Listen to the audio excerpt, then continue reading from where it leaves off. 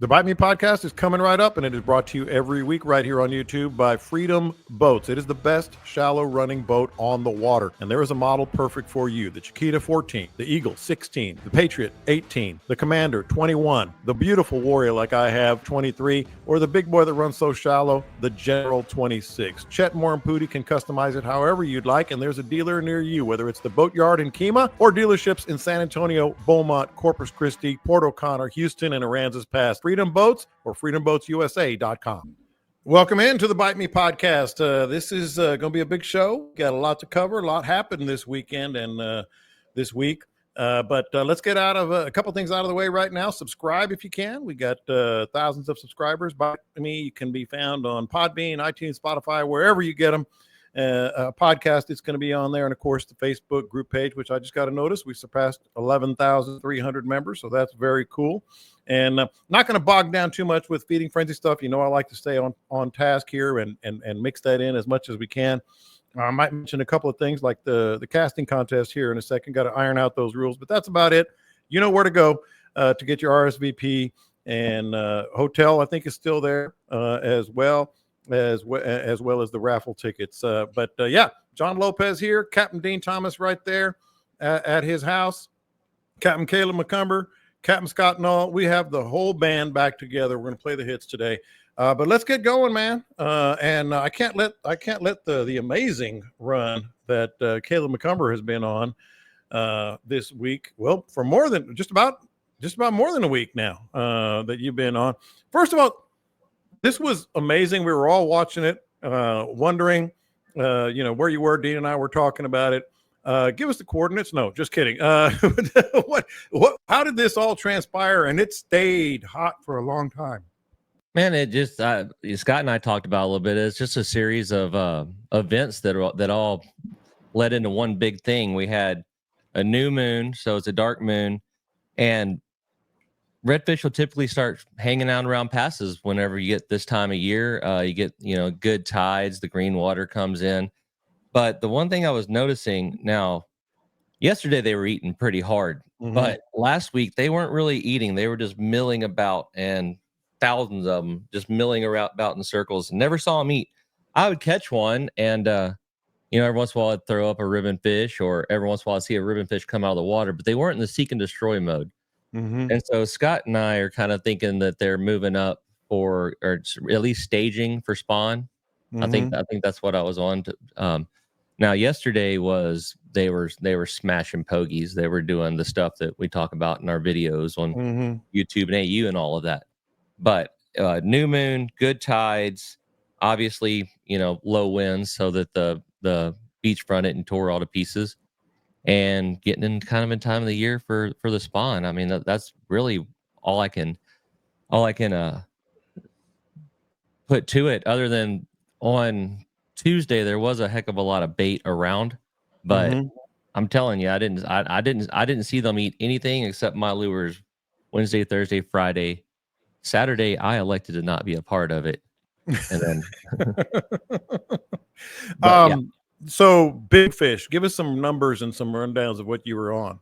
Dude, I think the final count was like 120 something fish over 20 pounds, with a little bit more than 20 of those going over 30. The ones that were bigger than the 30 to 33, 35 range, I didn't have the equipment to measure them. I couldn't even get the lip grabbers that I use, wouldn't go around them. But these were probably on average the biggest bulls that I've seen as a group. And I guarantee you 3 or 4 of those ones that we landed had to be top 5, biggest, heaviest fish. So you're talking 40 to 45. Oh yeah. Yeah. Easily. That's amazing. Yeah, I'm sorry. I don't do length. People keep asking me length. I just do weight on them. I guess I could keep the stuff in the boat to do length, but that just takes time. You can catch another one while you're measuring him. That's right.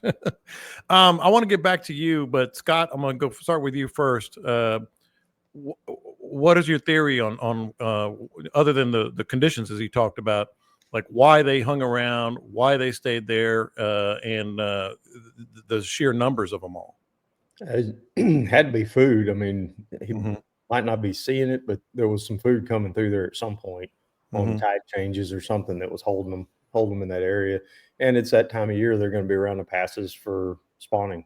The big, huge schools are going to move and be near a pass on and hit it on an incoming tide and good strong incoming, and they're going to spawn right there, and it'll pull all the eggs and larvae up into the bays. They do it on those full moons and the dark moons because that's our biggest tides, and they'll do it around a storm. If there's a storm in the Gulf and we got a big tide push from that, they'll congregate and start spawning then. Right. And the bigger the tide, the further back into the bays and the marshes that the eggs can go and spread out. So that's why we always have, like, after a storm, the next year, 2 years later, we have a really good recruitment of baby redfish, and we'll watch them grow up. I've been watching this one group grow up here around here they're hitting that upper slot range now, and they're going to move out probably the end of this year.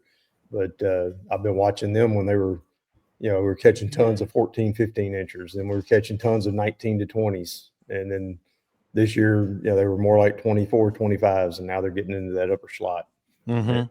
So when you have a really good recruitment like that, you can actually watch that year class of fish as they grow up. And Dean, what I was going to ask you, you've seen your share of groups like this. I started thinking about, the passes, the tide, everything that Caleb was talking about. But why that particular one? Was it just that's where they wound up? Because there are others coming out of the bay. You mentioned Colorado. There's others as well. But I mean, they do it at the Port A jetties. Also, we get schools of bulls that start to gather. Caleb just had, extremely perfect conditions to see them. The video, I don't know if he's posted any of that drone footage that we were privy to, but it was amazing. But it coincides. There's a crab migration. There's been free swimming crabs that are going on the outgoing tide. And if you're fortunate enough to cross paths with those and you get to spend a week with them, man, it's just amazing. I mean, we get sporadic events, nothing that dramatic here. We get some crazy schools that you'll see surfacing even between the jetties outside. But to have them just parked there for that many days, that's just as good as it gets. Yeah. To be clear, this was a one-off type thing. Could I go catch big bulls every day, 6-7 days in a row? Yes, I could. But I would have to go do different things in different areas and do a little bit more hunting. Don't get all pumped up next time the wind's down and be like, I'm gonna go figure out where Caleb was at, because I was telling customers, I'm like, look, this is as good as it gets. This isn't a common occurrence where they're just stacked right there on top of us. Where does it rank for you? That's every day. Yeah. That's every day for Caleb, man. Yeah, I'd say got to be somewhere in the top 50. Oh, get the hell out of here. Top 50. Hey, all I'm saying is when our Captain Caleb makes a post on Facebook and says something like, hey, tomorrow could be epic, I don't use that term lightly. I know. I was like, part of me was like, ooh, that's a bold statement there, Cotton. and then the folks that took it from me called me and said, we're at the ranch in Wichita Falls, but I've been wanting to fish with you. We're headed down. I was like, 6-hour drive. I saw that. I was like, oh man, I sure hope this lasts one more day. But it did. No, I wanted to start there because, man, I can't remember the last time I saw anything remotely close to that, but it's a good sign. I mean, it's a good thing that they're there, but I wanted to get into that so quickly. I didn't even ask you guys about how everybody's been. Caleb, I know you've been out for a couple of weeks for a number of reasons, but let's get into, before we get into some other stuff. We know where you've been and how you did and what you noticed. But I did want to ask you, what was the crowds like there before I get to Dean and Scott? Did the secret get out? Man, the days I was fishing, it was very nice, but I was told there was a bit of an armada on the weekend, and it had to be people talking, because when those fish showed up, it was me and one other dude there, and we fished them, and I know I kept my mouth pretty quiet, but people drive by and see too, right? Mm-hmm. But for that amount of boats to show up on Saturday, that many people didn't drive by and see. It was, Yeah. I called everybody I knew. and I want to be clear. I'm not blaming the other fella for saying something either. I just don't know how that many dang people ended up there on Saturday. It was a lot. You know, Scott, you said that. I'm always amazed. Like, and I've never really gone into what Caleb got into, you know, the last week. But I've had some weeks where I'm like on them, and I don't say anything. And if somebody asks me, I might, you know, a friend like you guys or something, but I don't say. And it boggles the mind that it just gets out there. It just gets out somehow. Someone somewhere just can't help themselves.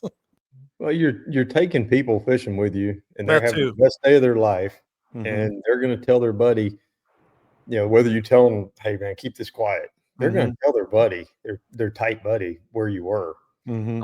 That buddy is probably going to tell somebody who's going to tell somebody who's going to tell somebody, and before long, it's out there. You know, only way it can, like, we always said in homicide, the only way 3 people can keep a secret is if 2 of them are dead. We had a pretty good day on, I think on Wednesday or Thursday or something, and pretty well by myself. I think if not by myself. The next morning I go out there and there's a JH boat, and it's just like it putts like right to the area where I was catching them, and then power pulls down and just starts watching me. And then when I got close enough, oh dude, and I'm not mad about it. Don't take it wrong. Oh dude goes, "Hey, seen any of them bulls?" And I was like, "Oh, that's a red flag." And I texted my customers from the airport. I'm like, "Say, man, what kind of conversations you have yesterday evening? Because there's some people watching me real hard." You know, Dean, I've and this is me, not one of you guys. I'm not a professional. I've had guys follow me, you know, out of the, you know, if I posted pictures a couple of days in a row or something. I mean, people go to extremes now. They go to extremes.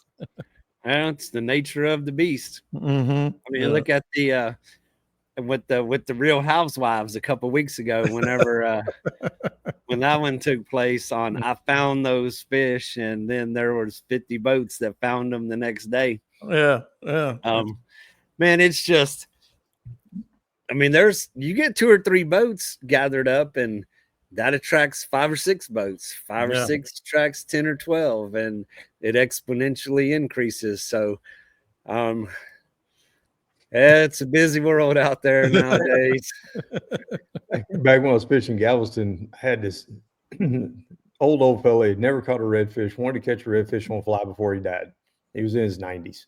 And I got him a redfish on the fly. Well, I videoed it because it was pretty damn cool. He was damn near blind. I mean, I had to vector him in on the fish that were in a massive school going down the shoreline, and he couldn't see them.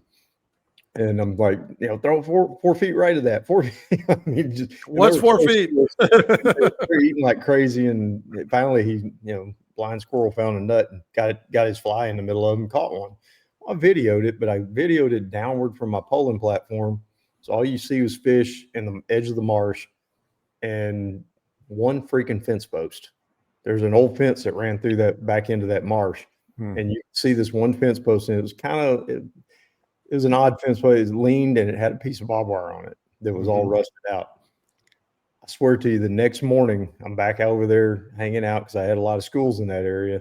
So I'm over there hanging out, waiting for the schools to pop. And this boat putters in and goes right straight to that fence post and power poles down. That dude got blocked. He got blocked on my account.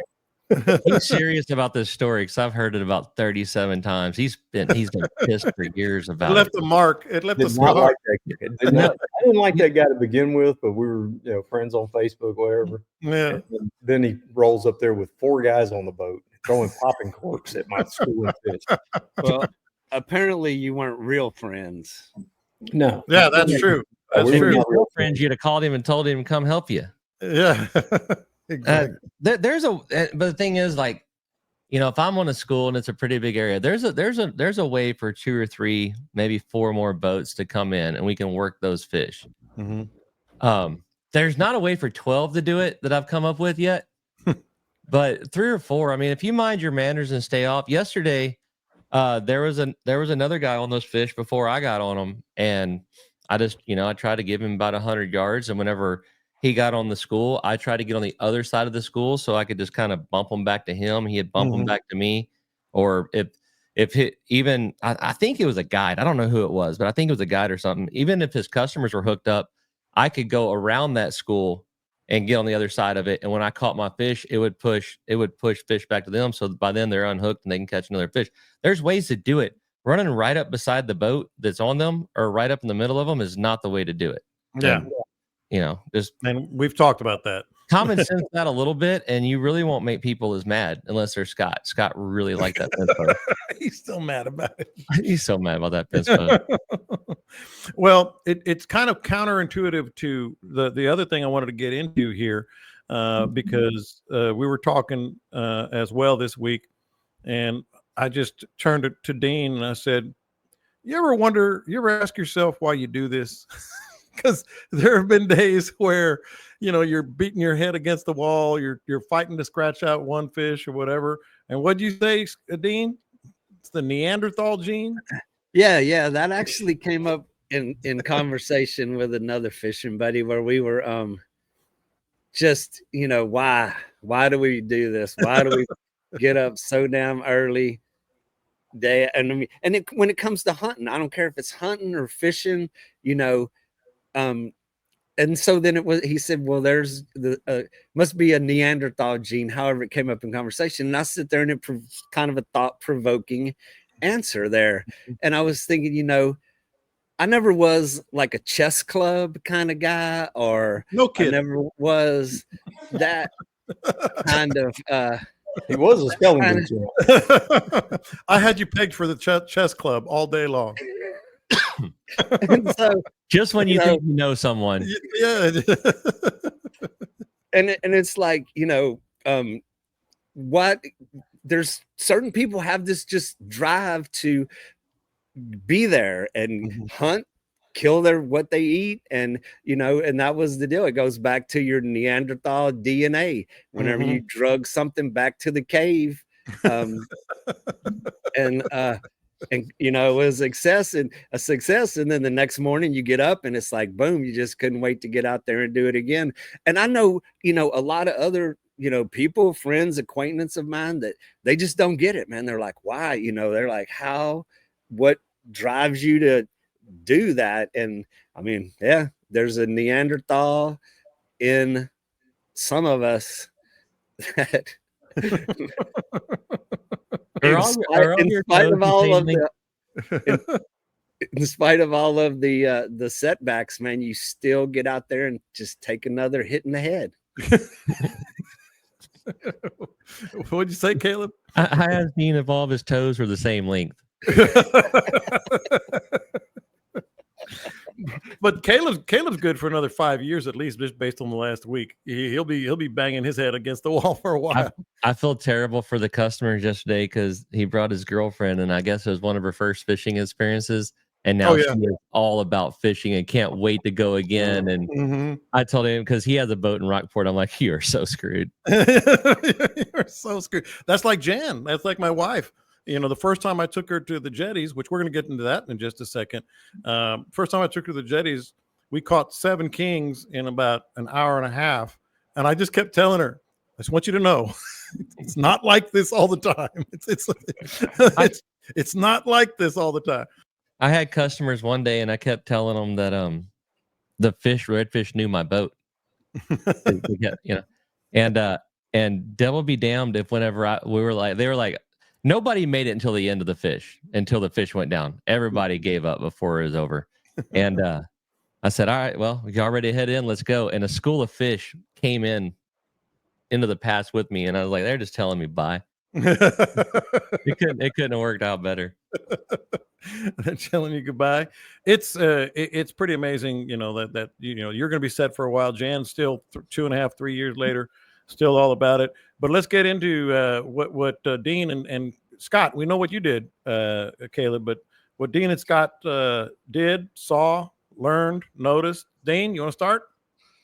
Man, I've been stuck at the jetties in the blue water, and we've come inside, and I mean, we've spent a couple of hours a day, fishing for some speckled trout in the deeper water. I haven't spent a lot of time looking for reds. I haven't been on the grass beds.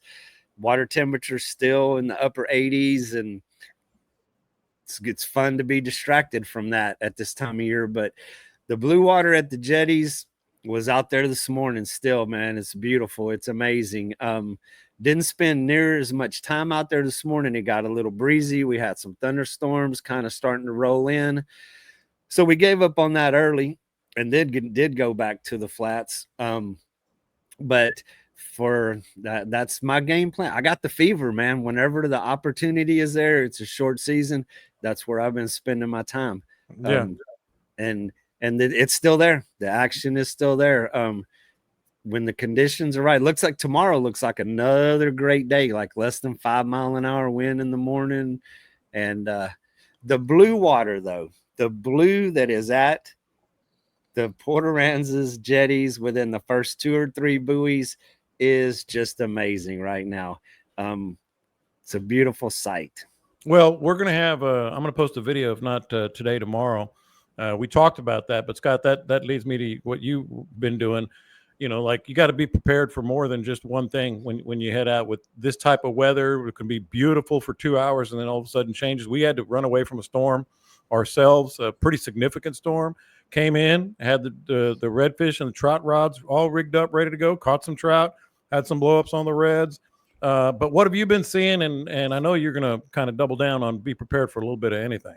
Let's talk about taking your game to another level. Let's talk about Sawgrass rods. If you haven't heard, they're taking over the inshore, offshore, and fly rod game. Sawgrass rods, Colin Zillich, the whole gang over there are going to make sure that you've got the right rod. We throw Sawgrass rods, and Sawgrass is the next level of rod. I'm telling you, when you order a Sawgrass rod, if you don't like what you ordered, return it. They'll pay for the shipping. That's the way it is, and that's the way you can trust Sawgrass rods, sawgrassrods.com.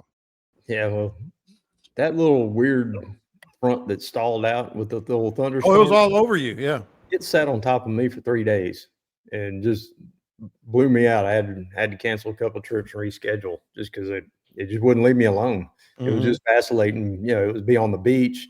It'd be just inshore. Then it'd be back on the beach and it'd be 5 miles offshore. And it was weird. I was looking up and down the coast and y'all were fine above me and below me. But right here, it was weird. So I didn't get to do a whole heck of a lot. But did go out and chase around on tarpon. Saw a few here and there. They weren't real cooperative this week for whatever reason. Found some sitting deep. You know, the ones that had been up real shallow had kind of disappeared on me. I went out deeper water, just kind of scouting around, and I've got a couple of little ways of finding those deep water fish. And I got on it and just kind of sat out there for a little bit and found 2 good schools, but they were sitting on bottom and I had a fly fisherman with me and they were in 35 feet of water. Yeah. So that doesn't do us a whole lot of good. We waited on them for a little bit and see if they'd come up, and they were hugging bottom. They wouldn't leave.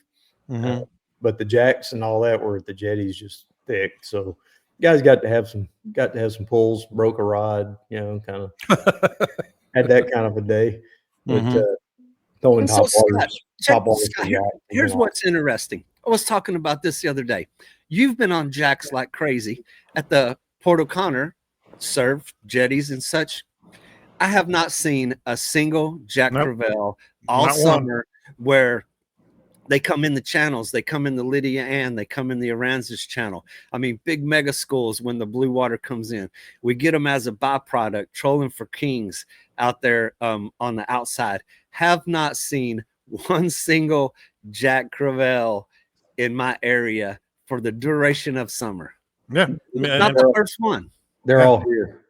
Every one of them is here. That many? We're having half acre size schools pop to the top. And then I'm looking at them on the down scan, the side scan, and there's more underneath. There's a lot more. And they're just everywhere. And they could be a nuisance where they just are getting in the way of what you want to do. And not the first one, which is just so unusual for the fact that we have all the bait, we have everything else going on, and not the first. Yeah. He's showing the radar, the sonar. Yeah, I had a variety pack of jacks. I had one day of 20 to 22 inchers, and they were actually kind of fun. Like they weren't terrible. And then we went about another 80 yards out, and there was a big black ball, and we cast it in that, and they were the real ones. These have all been the upper end jacks. I mean, there's not a small one in the group. I mean, these are big jacks. I'm good for one. You know, I'll do that, and then let's get out of here. Let's do something altogether different. I don't know, when it's a topwater bite, it's hard to walk away. I mean, these are absolutely just crushing topwaters, and the guys are having a blast. 5, 6, 7 fish coming up at the same time, hitting the topwater, knocking it 3 or 4 feet out of the water. As soon as it lands, they turn around and smack it again. It's kind of addictive. Kind of makes you want to take your hooks off and just throw it out there and watch them hit it. You know? And also a direct recipe for the guy to be back at McDonald's before they quit serving breakfast. Yeah, that's true. You don't want to be that guy, though. You don't. No, the customer's like, yeah, well, that was great. Well, that's true. Yeah, well, that's absolutely true. Well, these are the good times, man. This has been a good time, which leads to the last thing before we move on to what I think is going to be, hey, man, an audience participation question and a good question for the guys here. But before we get there, Scott, how long is this, or Dean, or anybody, how long is this run going to last? You know, we always talk about it goes into late September, maybe if you're lucky into October. I'm just curious because the whole funky weather patterns, no hurricanes yet, knock on wood.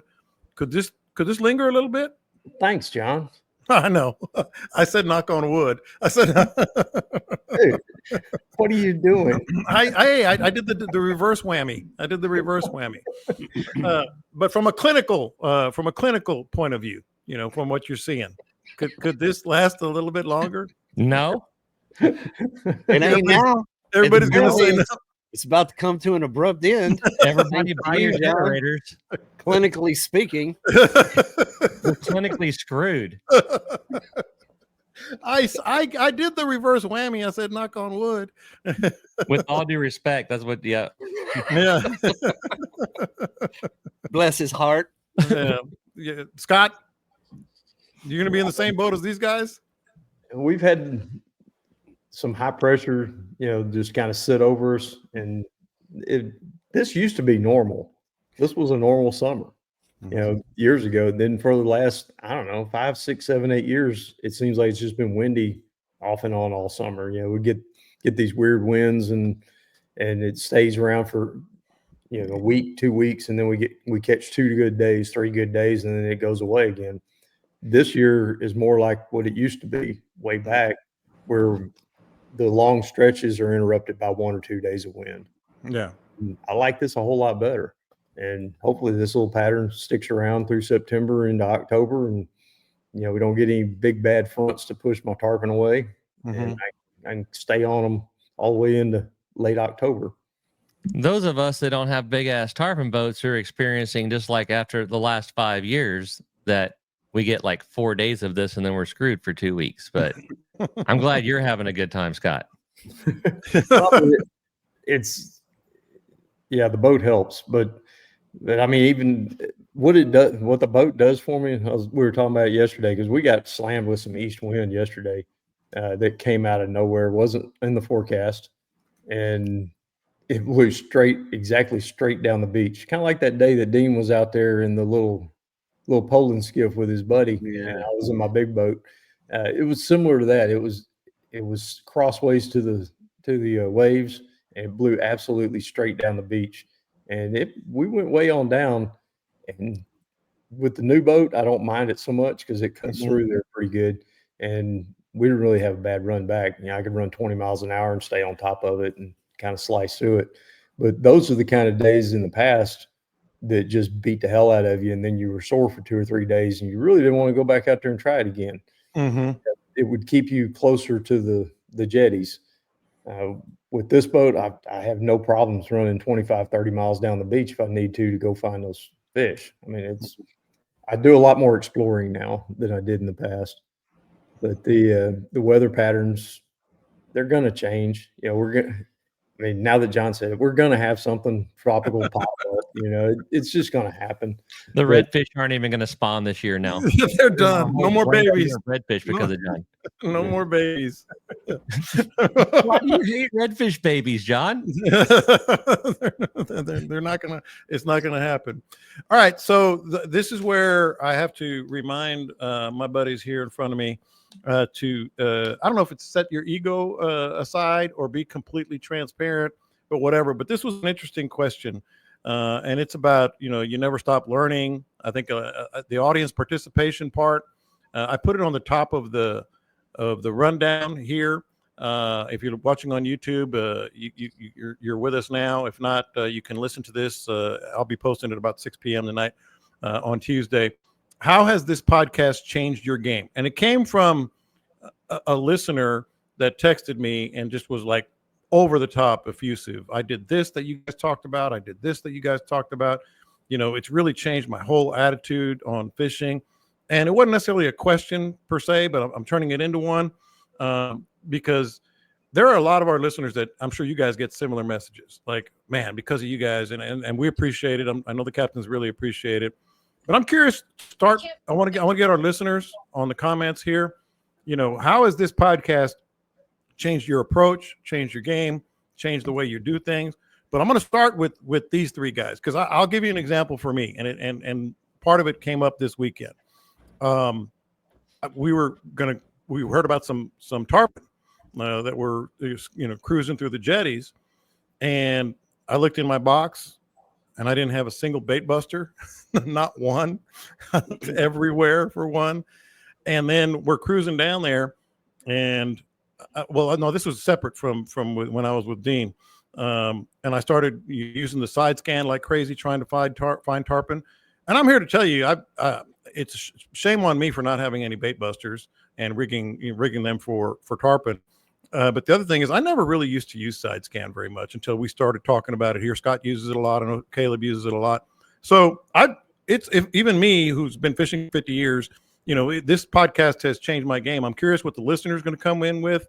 But I'm going to start with you guys. I mean, you guys know so much more than everybody else, but I'm guessing there's something here where you maybe going, I'm going to try that because we talked about it here. Caleb, you look like you're ready. I still don't doubt barometric pressure at all. Mm-hmm. After 7 years of this podcast, still not about it, man. I honestly, what it's a byproduct of the podcast, but a lot of the customers that fish with me that came from the podcast, I pick up stuff from them. I learn stuff from them. I've seen different ways that they rig things that I thought was pretty cool. And just about any time you fish with somebody, you can pick up something. So I'd say the listeners are a big part of, how we've evolved and how we've adapted and changed to different things as well. Because most of the folks on here, they're pretty good fishermen. Mm-hmm. And so when they show up, it's just two different styles colliding. I've tried to be more polite to people. Now we're getting into sociological topics here. Well, me and some listeners were talking, and we've figured out that part of the audience thinks I'm a wise ass, and the other part of me thinks I'm all right. And I'm just like, well, let's just try to sway to get the all right side past 50%, and I think we're good. Now, Dean and Scott. Dean, I'll start with you. You guys got 50, 60 years as well. Well, not 60, but you get a lot of time on the water, especially as professionals, combined 40 or 50 for sure. Anything where you've gone like, you know what, I've started to use this more based on our discussions with each other? Well, I've learned to wait my turn to speak, which was kind of new. It's kind of new to me. Y'all are not participating the way I thought you would. You're really overestimating how much we pay attention to what each other says. This is true too. In order for us to wait our turn to speak, we have to just black everything out until you point at us. If we listen, we're going to start talking. I mean, the cool byproduct of the podcast, without a doubt, is the people I've met, the relationships that have grown from it. Has been, the 25 years of guiding it, it's been a long evolution of people who fade in, fade out. You meet some that stay forever.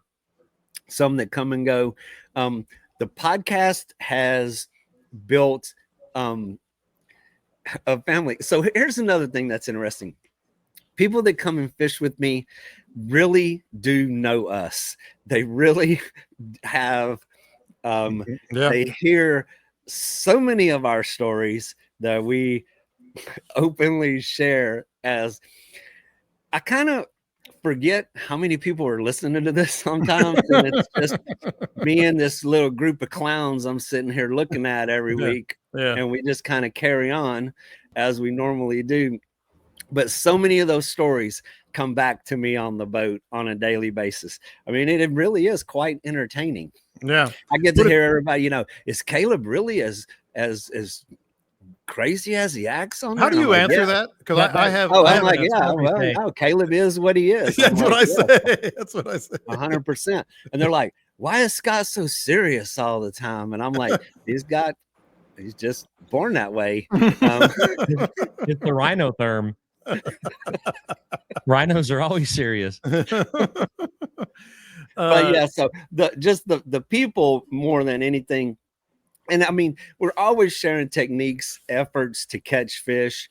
That's probably on back burner a little more compared to the personal entertainment that I get out of it. I'll tell you this, and Scott, you're up. But I do catch myself, and I've done a lot of these things, but maybe doing certain things more because we've talked about them. Like I hadn't thrown a spoon in probably 15 years, and I've over the last couple of years I've been throwing spoons more and stuff like that. It just kind of reminds you, gets you back in the routine of thing. But Scott, you obviously, like the other guys, have known so much. Anything that's kind of impacting you, you can say popping corks, by the way, if you want. I mean, I was going to say I have completely converted over to popping corks. There you go. 100% of my game these days. We have a winner. Nah, I suck up to the host there. I've changed my game in that I'm doing more and more beachfront stuff because I realized through talking to the customers that more and more people were interested in it. I mean, I didn't think it would be that big of a deal. Yeah, I didn't think there'd be that many people, looking to go on and do that. Mm-hmm. But through the podcast, it kind of came back with all the questions and all the texts and emails and everything that I've gotten. Mm-hmm. That there's a whole lot more interest in getting outside the bays than I thought there was. Yeah. And like Dean said, just all the people I've met through this. I mean, there's a lot of them that I would not have met along the way that have become really good friends, constantly talking to them. And there's a lot of people I text with on a daily basis now that I wouldn't have known without this podcast. Yeah. And they know each other. Yeah, I mean, one of the guys I met on this podcast even talked a cop out of pursuing felony charges on me. So these are pretty good folks, if we're being honest. When was that?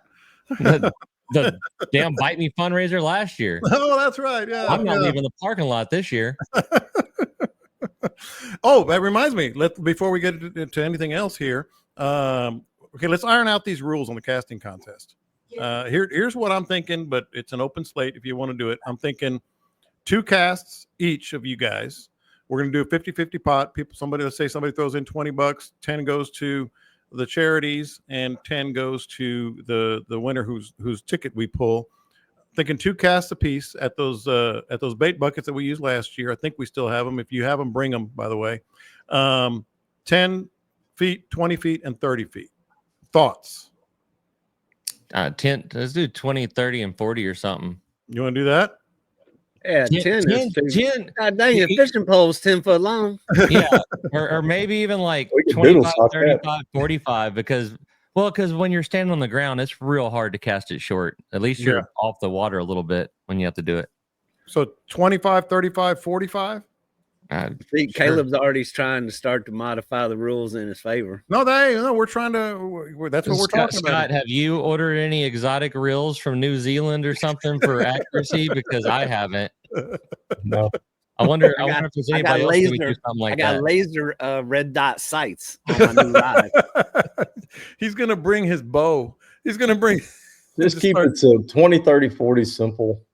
20, 30, 40. That's simple. Right. Yeah. Can I bring scaffolding? I don't know. That's why we're having this discussion. Are stilts illegal? How about Yes. like a step stool? We do need some kind of step stool to simulate being on the Okay. boat. Okay. I've got one I can bring. It's like 3 feet tall. You want to It's bring got it? 4 legs. Yeah, I'll keep it on the front of my boat. All right. So we're gonna have a step stool, 20, Well, now 30, he's and going 40. to practice from that. Home field I want advantage, measurements. bitches. Oh, that's I need- right. That's I need right. measurements on your How stool. about I just bring my boat and park it in the parking lot, and then I can cast off my own boat? We'll That have works. boats there. We'll have boats there. Yeah, for we sure. could do it in their boats parked there. We could just do it That's off a the good deck of one of idea. those boats as That's- parked. That's probably better. That's better. I just scratched out step stool and I put the boat. So from the boat, that'll be good visuals too, man. You guys better climbing up on that boat and Think casting. we could get that trailer with the bass tank, and we can like flip at the bass that's in there and put on a microphone and talk about the lure while we're doing it. I've always wanted to do that. Well, no, we're not going to do it. 20, 30, 40 from a boat, and we'll just do that. Any other thoughts on that? We're good. You guys been practicing No. other than fishing? No. Obviously.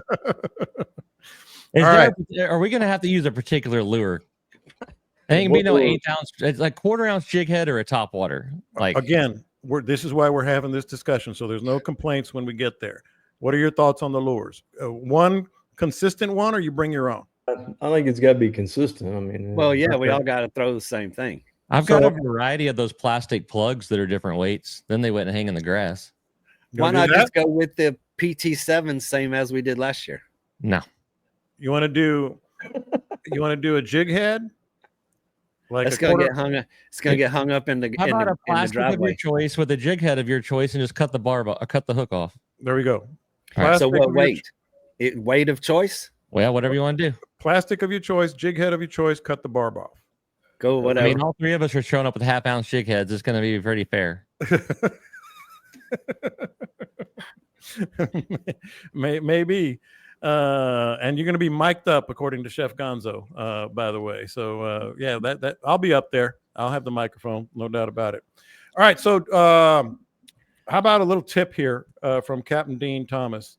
And it starts with a kayaker, but it doesn't necessarily have to stay with a kayaker.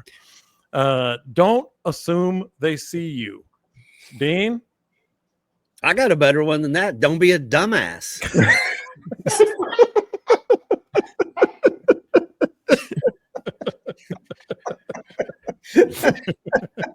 I mean, we witnessed the most. I'm glad I had John with me. I'm glad I had somebody sitting here that everybody's go, Dean's on rampage, blah, Nope, blah, blah. he's not lying. He's not lying. We're okay. Whether you're, no matter what you're doing out there, no matter what your choice of transportation is, don't be a dumbass. Don't be stupid and put yourself in danger. Don't put other people at risk of having to go through all the paperwork because they killed you because you were a dumbass. So what happened this week? And I mean, we have gone through this conversation, whether it's boats running without lights, kayakers without lights. And this, the way the thing happened, me and John are running down the channel. We're headed to the jetties and we're going past the Lighthouse Lakes Trails Park. The Aransas Channel that goes to the jetties, and just whether it's offshore boats, whether it's bay boats, it is one of the busiest places on a Saturday morning anywhere on the Texas coast. I'll put it against any channel out there. And then there is a kayak launch where kayakers are paddling to the Lighthouse Lakes. We're going down the channel 6:40-ish, still dark, running with running lights on. You can still see the horizon enough to see these dumbasses crossing the channel in kayaks, completely blacked out. Not a single light, not a headlamp, not a flashlight, zero. And I mean, we ran up on them to where, and I've kind of mellowed in my age, Obviously. to where I am. Rarely do I get to where I'm exchanging words with people, but we come across the first kayak, and I mean, it was like 10 feet from the boat as we passed him, and I'm like, get a light, dumbass. He did. I can tell you, I can attest.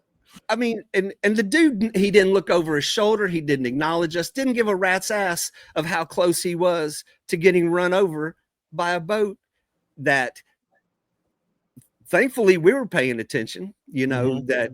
And here's the other thing. I have seen a person get killed in that exact same place, doing in that exact same scenario, was crossing the channel in the dark. It was a very, very windy day. And the person that ran over him was a licensed captain, an experienced person on the water. Dude put himself in a position where he could not be seen. It was super windy. It was dark. Boom. He got ran over. He died. Wife, kids left behind. So after me and John see this first dude, we don't go 200 yards. Bam, another kayak, middle of the damn channel, not a single freaking light to be seen, paddling in the dark, boat traffic going both ways, and tempting fate, tempting death, and just being a dumbass, man. And what'd you tell him? Get a light, dumbass. Again, I can confirm. I mean, it was. I mean, and he did hear you. He did hear you, that guy. And the second one was just as close. And we actually spotted that one in advance because at that point, you know, we're kind of hyper aware after what had just happened. You know, then you're looking ahead in the channel and could not believe it happened twice in 200 yards. I mean, there's a serious lesson here, but man, it was funny. I had to do a little quick video afterwards. He was still hot. He was still. Yeah, I had a dude that Caleb's. I said somewhere there's a YouTube video that says boater almost kills me and threatens me. Somewhere. It's a regular stop for me, and it should be for you too. Anglers Anonymous in Katy. It's a candy store for fishermen that's going to make your head spin and help make you a better fisherman. You got to see the expanded store too, and you got to chat it up with Mike and Chris Butler, all the guys at Anglers Anonymous. They'll answer your questions honestly, and they'll get you what you need. Reels, rods, lures, they have it all, and apparel that's off the chart. And of course, the calling card service. Real repair, they turn it around for you quickly, and you will be happy. That's Anglers Anonymous in Katy or anglersanonymous.tx.com. No, Hey, I had my lights on. My lights were on. Yeah. Well, every morning when I'm running these days, I'm running from Sanctuary where I'm keeping the boat in a sling.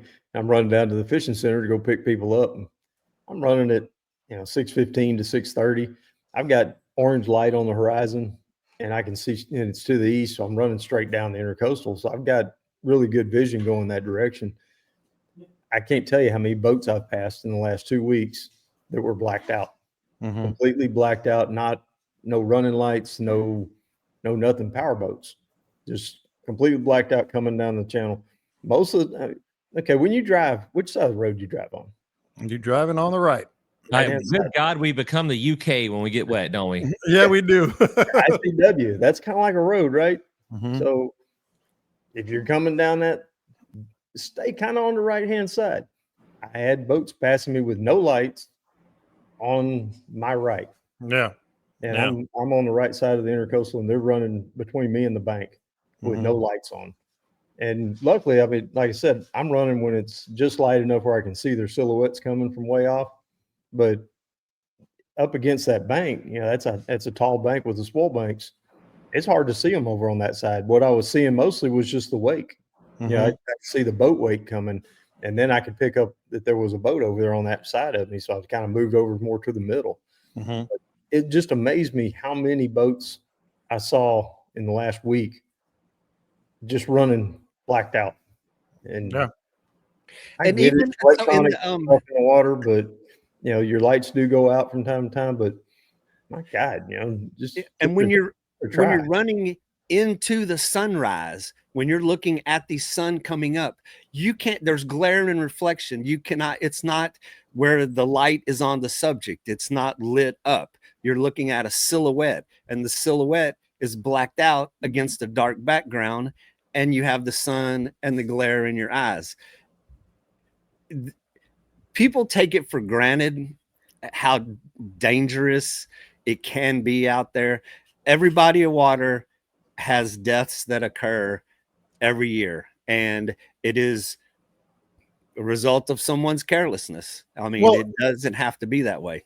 It's not just carelessness, but Caleb, part of it is you've got boaters early in the morning, excited. They just want to go out and fish. They're going fast. You got like, especially like in the intercoastal or whatever channel you're coming into, maybe going out the jetties or whatever. You got big boats, and the big boats, the hulls point up a little bit, and they can't necessarily see everything in front of themselves, as quickly anyway. So you have to assume like not everybody is like on alert, keeping aware and being aware of where they are, all that stuff. I'm sure you've run into some of that. This is all a product of them kids getting jacked up Mountain Dew and playing Danger Zone. That's what's happening here. Is that what it is? Yeah. Scott needs to learn a lesson, man. You just turn your lights on so they see you and just let them be gangsters. There's really no other way to do it. It's mind blowing, and like I said, I can test to the point where we were looking, and I'm like, "Is that one right there? No, that's a buoy. Is that one? Yeah, that's another kayaker." I mean, they just assume. Well, they can see me. No, they can't. Not necessarily. I left the dock this morning, one day this week at 7:30, and it was arguably not as bright as when I usually leave the dock. Okay. What?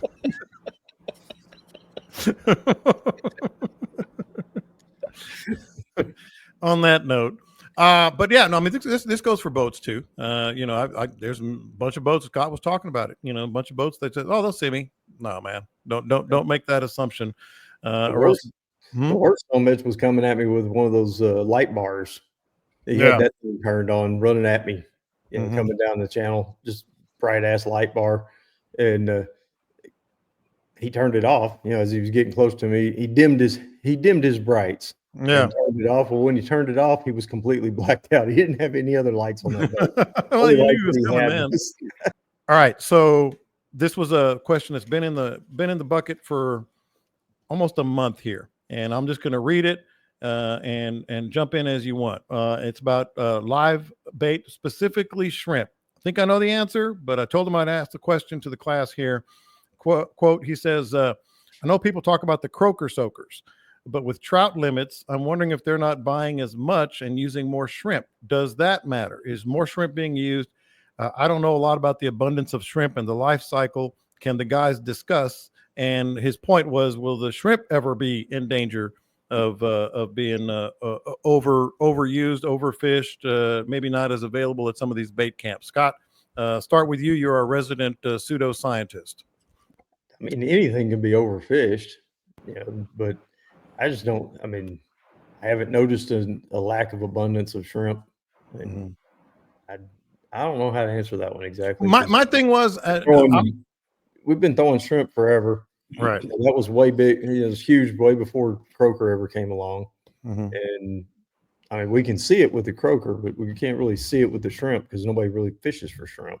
Right. We used to fish for croaker, and we used to catch 2 and 3 and 4 pound croaker, and now we don't. So it's very abundantly clear that the croaker soaking is affecting that. But on the shrimp, I don't know. I mean, it seems like there's always plenty of shrimp around in the marsh, and there's always plenty of shrimp at the bait camps. I'm gonna have to go get on my lawnmower for this one. Now I'm thinking. That's where you do your best thinking. That's where I do my thinking. I don't know if it's my best, but it's where I do my most. Let me tell you the thought that crossed my mind. At first I was like with Scott. I mean, shrimp, come on. To me, it's maybe depending on the time of year, and it might just be depending on the availability at that particular bait camp. But shrimp are always going to be available. The hatches are enormous, etc. Then on the other hand, Caleb, I was thinking, well, we said the same thing about croaker and other bait fish. Like nothing to worry about. There's millions of them out there. So I'm kind of vexed on this one myself. You see, and that's where I'm hung up. Like my knee-jerk reaction is there's a lot of shrimp out there. But then I get to thinking, man, they sure catch a lot of shrimp. And what if all the shrimp they caught wasn't caught? That'd be a lot of shrimp out there. And then I think about Plog and Larry calling me and complaining because they ran 40 miles of beachfront and there wasn't any shrimp, wasn't any bait. And I'm kind of hung up now. This is something I never thought about. Right. But yes, there's a hell of a lot of shrimp out there. I don't think we're going to run out of them.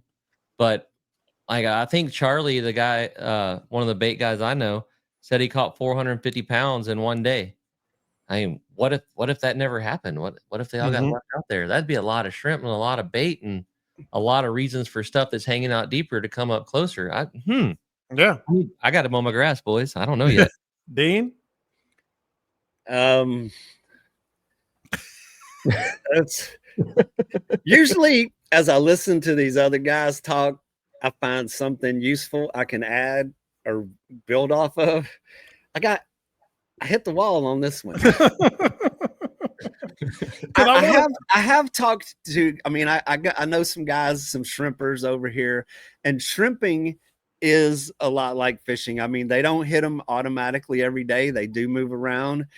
Shrimping ain't easy. I ain't no shrimpologist, but I mean, way back in the day, younger guys don't remember this, but there were bait shrimpers everywhere. I mean, absolutely everywhere. They scraped every inch of the bottom of the bay repeatedly, day after day after day. And then we had the buyback program where they started doing what they're doing with the oyster guys now.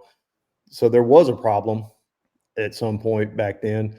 And now it's really kind of rare to even see a shrimper in the bay. I mean, used to, you just roll out there. You didn't even have to go to the bait camp to buy shrimp. And you could pull up to a bay shrimper out there in the water, hand him $5 and he'd fill up your live well full of live kickers. And that wasn't all that unusual. But they did all the buyback programs and bought all these shrimping licenses back. And there were probably way too many shrimpers back then. And I would imagine there was some studies done that showed that the shrimp population was in decline. And I would think it stabilized once they got all those shrimpers out of the way. Yeah. Well, the other aspect of this, and I don't want to get too deep, but thought just occurred. The amount of I guess amount of grass beds, amount of grass on the shorelines, amount of the number of places where shrimp could be available, maybe has shrunk down. So I don't know. It's a good question. I thought you guys were going to have a definitive answer for me. Yeah, but who knows? Who knows? The one thing that does make sense about that is the fact that there are just more people fishing all the time. There's more people on the water. There's more boats. The population of the coast is growing. And I mean, there's a demand. There is more people buying more bait. So, I mean, it stands to reason that there is a limit somewhere. But is it sustainable? We really need somebody that's smarter than us on the sustainability of the shrimping industry. The nearshore in the bays has to be exponentially lighter in shrimp than not. Right. But I'm no shrimpologist either. Maybe these little suckers just grow out of the ground overnight and replenish themselves. I know we put 3 in Cade's aquarium and there's no less than 700 whenever we drain the aquarium. They're pretty good at it. But oh man. I'm telling you, you're mind blown. It's why the tarpon guys are having such a hard time finding bait in near shore. Yeah. And we still have a big fleet of bay shrimpers here around Aransas Pass. I mean, you see them every day coming in to Con Brown Harbor, to the Navigation District Marina, in Rockport at Cove Harbor. I mean, there's shrimpers that are shrimping the bays every day. I mean, there's still a pretty good fleet. And then we have the offshore, during the Gulf season, those guys are coming in pretty heavy. I mean, so there's still a lot, but there's a lot of history to the shrimping that Scott alluded to a minute ago. I mean, the shrimp were seriously depleted. I mean, Aransas Pass was the shrimp capital of the world. There were literally hundreds of shrimp boats that filled the harbor from front to back, side to side. There's historical photos of the shrimp boats and the industry that built this town, and that industry does not exist anymore. So something took place that made it collapse. Will it come back? Will it sustain what's being caught now? Pick a fishery, anyone around the world, they're all depleted. None of them are at their historic levels. Good question to whoever confused the panel here today. Yeah, how about that? See, that's why you need to DM me or message me or one of the boys and ask your questions, because I'm kind of sensing maybe, maybe there's a point where the shrimp, it becomes gonna have to outlaw popping corks because those people are. Hey, I use plastics. I use plastics on my popping people are corks, man. popping all those shrimp out there. I use shrimp. Yeah, I know you do. So Caleb, if you're going to be on your mower thinking about things, you can think about how long. This is a question I just got on my phone. How long is the Taylor Swift and Travis Kelce marriage going to last? Now that they're engaged. I was blown away that they were still together. Some girl brought it up the other day, and that's what I know about it. How the hell? Who gives a whatever? How? Why? Why is that a thing? That's America, baby. It's that's the pop culture of America. And I heard neither one of them kayaks with a light. Neither one of them. So, my answer, by the way, was 3 years and 1 kid. Is how long they're gonna last. Oh, I feel sorry for that child. That poor child. Oh my gosh. All right. You have such nice things. I hate to be that kid. Yeah. Well, they're gonna be on the focal point. If you're listening to this podcast, then I know you're passionate about the outdoors, and you also live for those moments, not just fishing, sharing stories and laughs around that pit or grill. Texas Star Grill Shop is a proud sponsor of the Bite Me YouTube channel. Before you set off for your next outdoor adventure, don't forget to stop by Texas Star Grill Shop to pick up your bottle of OG sauce as well. Texas Star Grill Shop. The next time you catch those big fish, celebrate it around that grill. From Texas Star Grill Shop, proud sponsor of this Bite Me YouTube channel and the Bite Meat podcast. Subscribe today. The Bite Me podcast is coming right up, and it is brought to you every week right here on YouTube by Freedom Boats. It is the best shallow running boat on the water, and there is a model perfect for you. The Chiquita 14, the Eagle 16, the Patriot 18, the Commander 21, the beautiful Warrior like I have 23, or the big boy that runs so shallow, the General 26. Chet Moore and Pooty can customize it however you'd like, and there's a dealer near you, whether it's the Boatyard in Kemah or dealerships in San Antonio, Beaumont, Corpus Christi, Port O'Connor, Houston, and Aransas Pass. Freedom Boats or freedomboatsusa.com. What would Scott do? What would Caleb do? What would Dean do? Before we get out of here, Caleb, I'm going to put you on the spot. You're going to be the first one out of the barrel. Are you going to be back out there? You think how long do you think it's going to last? What are you going to do? It's chopped up. I mean, I didn't even go out today because I figured it'd be a short-lived. I don't think you're getting out there in the near future. There might be maybe one day next week from what I was looking at, but no, this weekend is definitely a inside the barrier island kind of weekend from up here from what I'm looking at. Drift deep water early, wade fish early. It's summertime. Throw shrimp. What do you think, Scott? What are you going to end up doing?